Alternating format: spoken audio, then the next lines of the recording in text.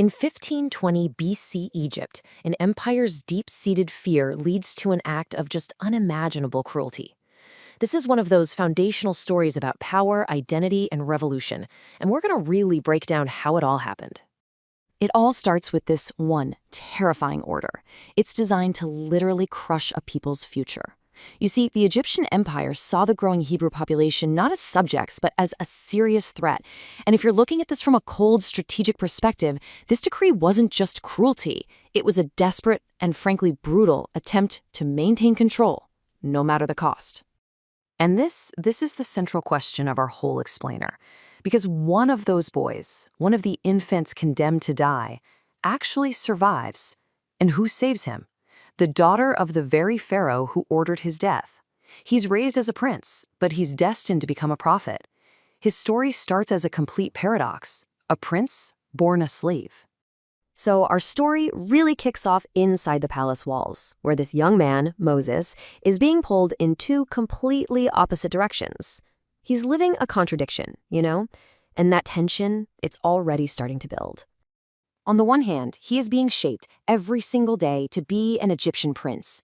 He's taught the ruthless logic of command, of war. His worldview is forged in that palace, belief that power means order, and order is maintained through fear. But on the other hand, his very name, Moses, which means drawn from water, is this constant secret whisper of where he really came from. It's a silent inner calling, a part of his identity he just can't shake. Well, this internal conflict finally just explodes. Moses sees the raw brutality of the system firsthand, an Egyptian overseer beating a Hebrew slave, and he snaps. He intervenes, and he kills the overseer. In that one single moment, the carefully constructed life he's always known just shatters. An advisor even warns him, saying, "What you've done, you've just opened a door that can never be closed again." And just like that, he's a fugitive. Pharaoh, the man who is basically a father to him, now wants him executed. But here's the twist. He finds no refuge with his own people. They just see an outsider from the palace. They look at him and ask, "What, are you going to kill me too?" He belongs absolutely nowhere. You have to imagine the emotional turmoil. The home that raised you is now hunting you. So he runs. But his flight into the desert, you have to understand, it's not just an escape. It's a complete dismantling of his identity. This is the place where the prince has to die, so that the prophet can eventually be born. Out there in the middle of nowhere, his entire palace education becomes worthless. All that training, the strict discipline, the posture of command, the logic of war, it means absolutely nothing. As a simple shepherd, he learns about real survival, about humility, about patience. He's literally forced to unlearn Egypt's definition of power and discover a different kind of strength altogether. And get this, he names his first son Gershom. He embeds his own sense of being lost, of being an outsider, right into his family's story. It's a constant, daily reminder that he is a man without a home, an exile caught between a past he can't go back to and a future he can't even imagine yet. But it's right here, in this place of total isolation, that a completely new kind of power starts to reveal itself. This isn't a power forged in palaces or won with armies. And it's going to pit a simple wooden staff against a mighty imperial throne. So picture this.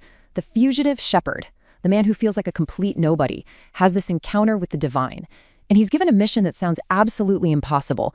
Go back. Go back to the place you ran from. Confront the most powerful man on earth and demand he free your people. And this really gets to the heart of the whole conflict, doesn't it? It boils down to two symbols of power. You've got Pharaoh's throne, which is all about man-made order, imperial might, a power built on armies and fear. And then you have Moses' staff, just a simple piece of wood. It represents divine will, an authority that comes from a higher calling. This is the clash that's about to go down. So, armed with this new authority and a completely transformed identity, Moses returns. He's not that conflicted prince anymore. Now he's a prophet, and he is ready to face the empire that raised him and set the stage for a confrontation of monumental proportions. So how does Pharaoh react? Well, it is pure, uncut imperial arrogance. You have to remember, in the Egyptian power structure, Pharaoh is a god. He just sees a shepherd, a former fugitive from his own court, and completely dismisses the power he represents. His defiance is absolute. In fact, he doubles down and makes life even harder for the slaves. Now, what happens next might look like just a series of random disasters, but it's not. It is a systematic deconstruction of the entire Egyptian power structure. Every single plague is a targeted strike. Turning the Nile to blood, that's an attack on Egypt's very lifeblood. The swarms and the pestilence, they mock the authority of Egypt's gods. The hail and locusts, they destroy the economy. And the darkness, that's a direct shot at Ra, the sun god, the source of Pharaoh's own claim to divinity. And here's the crucial part. While all of this is happening to Egypt, the land of Goshen, where the Hebrews live, is untouched. A clear, visible line is drawn in the sand, showing everyone that Pharaoh's power is not absolute. There is another authority at play here, one the empire has no control over. Okay, so the conflict is reaching its absolutely devastating climax. This is the event that will shatter the heart of an empire and, at the same time, serve as the violent, traumatic birth of a brand new nation. On this final night, the Hebrews are given a very precise set of rituals. But this isn't just about survival. It's about forging an identity. That blood on the doorpost, it's a public declaration of faith that sets them apart. The meal, eaten in a hurry, is the meal of a people who are on the very edge of liberation, ready to move at a moment's notice. And then it happens. The final plague takes the firstborn of Egypt, including Pharaoh's own son. The man who saw himself as a god is utterly broken.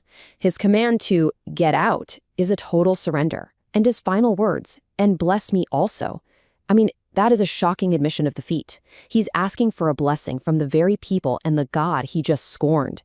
So the Hebrews march out of Egypt. They're seemingly free. But in one last act of pride and arrogance, Pharaoh changes his mind. His army gives chase, and they trap the fleeing slaves right up against the Red Sea.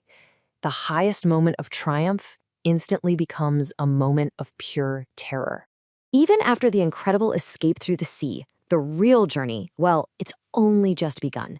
Yes, they've been delivered from slavery, but now they face the wilderness. They have to unlearn generations of servitude and figure out how to build a new identity, a new law, a new future, basically from scratch. The struggle for freedom is over. The struggle to define what that freedom actually means has just started.